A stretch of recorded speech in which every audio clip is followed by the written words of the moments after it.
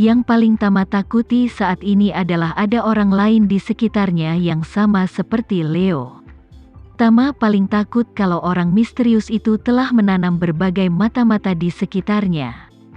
Devano dan Johan sama-sama ditemuinya saat pertama kali dia mengambil kembali identitasnya sebagai tuan muda keluarga Renza. Dan mereka juga merupakan dua bawahan yang sangat dia percayai. Jika ada masalah dengan mereka, itu pasti akan menjadi pukulan yang lebih besar bagi Tama. Lebih dari 10 menit kemudian, Devano dan Johan, yang sedang berlatih seni bela diri di sini, berlari menuju villa Tama. Setelah memasuki pintu, Devano berkata dengan penuh hormat, "Tuan, kapan kamu kembali? Mengapa kamu tidak memberitahu kami?" "Ya, Tuan Renza," Johan juga berkata dengan cepat. "Beritahu kami, dan kami bisa menjemputmu di bandara." Tama tersenyum sedikit, melambaikan tangannya, dan berkata, "Aku hanya akan tinggal 1 hari saat aku kembali kali ini, dan aku akan pergi pada malam hari. Jadi aku tidak memberitahu orang lain." Devano bertanya dengan rasa ingin tahu, "Tuan, kemana Anda akan pergi terburu-buru?"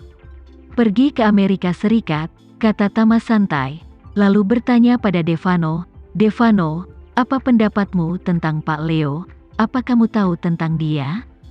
Ketika dia mengatakan ini, Tama diam-diam mengerahkan energi spiritual dan memberi Devano petunjuk psikologis untuk menjawab dengan jujur. "Pak Leo," Devano tidak merasakan sesuatu yang aneh. Dia hanya memikirkannya dan berkata dengan jujur, "Kembali ke Tuan Muda, meskipun Pak Leo adalah bos langsung saya. Lagi pula, ada juru bicara keluarga Renza di setiap provinsi dan kota, termasuk banyak destinasi luar negeri. Jadi saya hanyalah salah satu dari ratusan juru bicara keluarga Renza. Dulu, saya hanya bisa bertemu Pak Leo saat rapat laporan kerja tahunan, jadi saya tidak punya banyak kontak." Tama mengangguk ringan. Tampaknya Devano dan Leo tidak berada dalam situasi yang sama. Tama bertanya kepada Johan dengan cara yang sama, "Johan, sebelum kamu bertemu denganku, apa kamu mengenal Leo?" "Tidak." Johan menggelengkan kepalanya berulang kali dan menertawakan dirinya sendiri. "Tuan Renza, sebelum saya bertemu dengan Anda, saya hanyalah seorang lelaki tua dengan reputasi tertentu di Jakarta. Saya bahkan tidak bisa mencapai level Tuan Devano, apalagi kepala pelayan keluarga Renza." Melihat ini, Tama merasa lega. Kemudian, dia berkata kepada Devano, "Devano, Pak Leo telah meninggalkan keluarga Renza untuk sementara waktu. Selama ini, posisi kepala pelayan keluarga Renza sedang kosong. Aku ingin kamu menggantikan Pak Leo untuk sementara. Aku mendoakan yang terbaik untuk Pak Leo di masa depan. Kalau dia kembali, maka kamu akan mengembalikan posisimu kepadanya sebagai wakilnya. Jika dia tidak kembali di masa depan, kamu akan selalu berada di posisi ini." Devano terkejut dan berkata dengan cepat, "Tuan Muda, pekerjaan saya tidak pernah berada di luar provinsi ini. Dan saya baru saja menyadari apa yang saya lakukan. Anda meminta saya untuk mengambil alih posisi Pak Leo.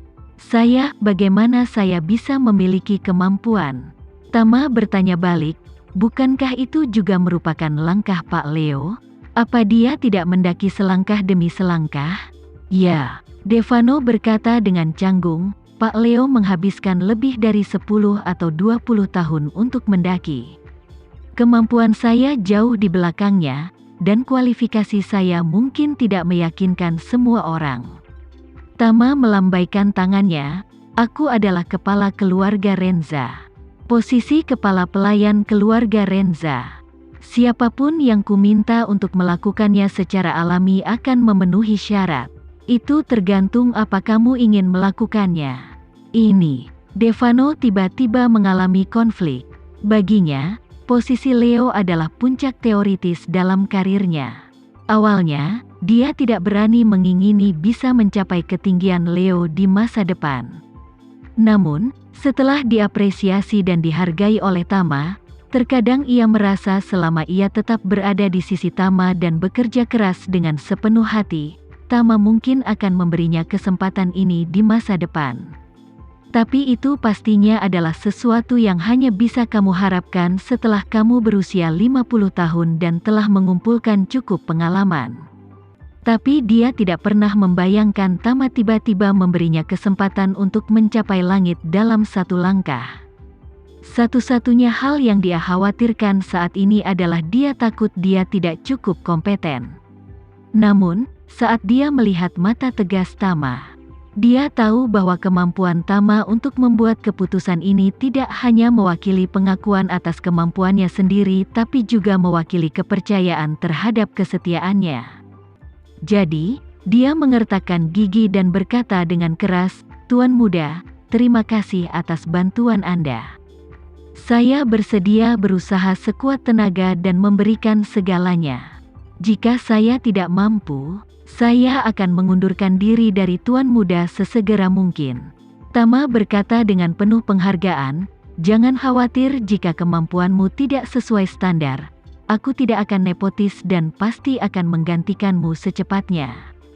Setelah itu, dia melihat ke arah Johan lagi dan berbicara, "Johan, kamu sudah mengikutiku sejak lama. Setelah Tuan Devano menjadi kepala pengurus keluarga Renza, kamu akan menjadi agen seluruh Jakarta dan seluruh provinsi. Apa kamu bersedia?" Johan sangat senang, dia segera mengangkat tangannya dan berkata, "Kembali ke Tuan Renza, bawahan ini bersedia. Seperti Tuan Devano, saya akan melakukan yang terbaik, tapi jika bawahan ini tidak mampu, tolong jangan paksa saya, Tuan Renza." "Oke." Tama mengangguk sedikit dan berbicara, "Kalian berdua, bersiaplah. Setelah Devano menyerahkan pekerjaan Jakarta kepadamu, dia akan pergi ke Surabaya sesegera mungkin. Aku akan menyapa orang tua itu terlebih dahulu dan membiarkan orang tua itu membantumu menjabat. Tapi kalau begitu, kamu harus tinggal di Surabaya selama beberapa waktu untuk memilah kios yang ditinggalkan Leo. Kemudian kamu dapat mengambil bagian dari pekerjaan ke Jakarta dan pada saat yang sama, kamu bisa terus tinggal di sini dan belajar seni bela diri." Devano ketika dia mendengar bahwa dia bisa terus belajar seni bela diri, dia terkejut dan berkata dengan cepat, "Terima kasih, Tuan muda. Saya pasti akan berlatih seni bela diri sambil memastikan semua pekerjaan diselesaikan dengan sempurna." "Oke," Tama berkata sambil tersenyum, "kamu cepat ambil alih pekerjaan serah terima. Aku ingin kembali ke Villa Andara." Setelah meninggalkan villa sumber air panas di Villa Elsa, Tama segera bergegas kembali ke Villa Andara. Berencana untuk sekadar mengemas beberapa barang bawaan dan memberitahu ayah mertuanya dan ibu mertuanya bahwa dia akan bergegas keluar semalaman untuk melakukan feng shui untuk klien lain malam ini. Pasangan itu tahu bahwa Tama bepergian sepanjang hari, dan mereka sudah terbiasa. Jadi mereka tidak terkejut saat mendengar berita tersebut. Yang tidak disangka Tama adalah ibu mertuanya, Rika, berinisiatif untuk peduli pada Tama dan berkata dengan ekspresi tertekan di wajahnya, "Menantu yang baik, kamu bepergian sepanjang hari, dan bahkan tidak mengambil cuti beberapa hari. Bagaimana jika kamu kelelahan?" Tiba-tiba diperhatikan oleh ibu mertuanya. Tama merasa hal itu sangat jarang terjadi. Jadi dia tersenyum dan berkata, "Bu, jangan khawatir. Meski aku bepergian setiap hari, sebenarnya aku tidak lelah sama sekali." Chandra memandang Rika dan bersenandung, "Apa yang kamu tahu?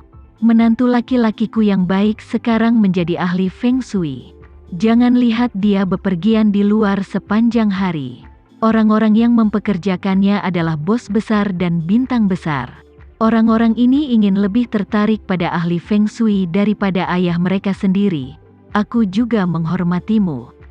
Kau harus sangat memperhatikan makanan, pakaian, perumahan, dan transportasi menantu laki-lakimu yang baik. dan kau tidak akan pernah membiarkan menantu laki-lakimu yang baik menderita. Di zaman kuno, tidak peduli seberapa jauh kau berada, kau harus membawa 8 sedan untuk membawa menantu laki-lakimu yang baik ke sana. Rika mengangguk sambil berpikir, lalu memandang Tama dan berkata sambil tersenyum. Menantu laki-lakiku yang baik adalah yang terbaik. Orang kaya harus mengemis untuk mengeluarkan uang untuk menantuku yang baik. Setelah mengatakan itu, dia memutar matanya dan buru-buru disertai dengan senyuman. Menantu yang baik, bisakah ibu membicarakan sesuatu denganmu?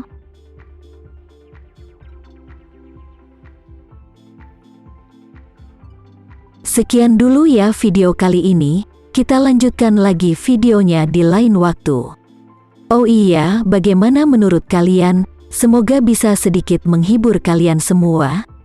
Untuk teman-teman yang baru nonton, jangan lupa subscribe ya, hehehe. Dan kalau teman-teman ada yang ingin gabung langganan, bisa langsung gabung saja untuk dapat fitur yang menarik dan sedikit membantu Mimin. Terima kasih banyak sudah menonton, sampai jumpa lagi, bye.